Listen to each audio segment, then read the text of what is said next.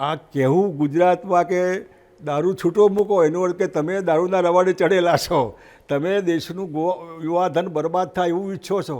તમે ગુજરાતમાં બેન દીકરીઓ નથી દેખાતી તમને? આવું કોણ કે?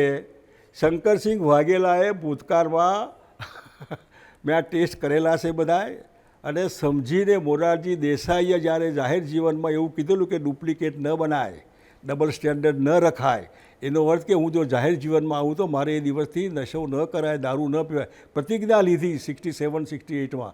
આ દિવસ સુધી એનો પડછાયો નહીં લેવાનો. આ રસ્તો છે આનો. અને એટલે આ આખી વસ્તુને આપણે સમજીએ કે જે હિંમતથી કહેવું પડે કે આ નકામું છે. અને નકામું એટલે હું સીએમ હતો ત્યારે મેં આ પ્રયોગ બી કર્યો. મેં હોમમાંથી કાઢીને નશાબંધી ખાતું જે એકચ્યુઅલી નશાબંધી ખાતું છે જેને કોઈને એ ઊભું કર્યું. એટલે આ કહેવાની હિંમત. અને એ પણ તમને કહું કે ગુજરાતમાં કોંગ્રેસ કે બીજેપી, આ તો તમે સમજો કે મહારાષ્ટ્રમાં બીજેપી નથી, મહારાષ્ટ્રમાં કોંગ્રેસ નહોતી, દિલ્હીમાં બીજેપી નથી, દિલ્હીમાં કોંગ્રેસ નથી, તો ત્યાં કેમ શરાબબંધી નહીં?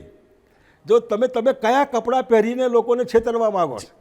જો ગાંધી સરદારના નામે ગુજરાત તો ગુજરાત ગાંધીજી સરદાર એકલા ગુજરાત જ હતા, એ સિક્કો મારેલો છે બધો. એટલે આ જે આખો દંભ જેને કહેવાય, ઢોંગી નીતિ, દંભ, જે દંભી નીતિથી નુકસાન છે. તમે ગાંધીના સિદ્ધાંતોને અન્યાય કરી રહ્યા છો.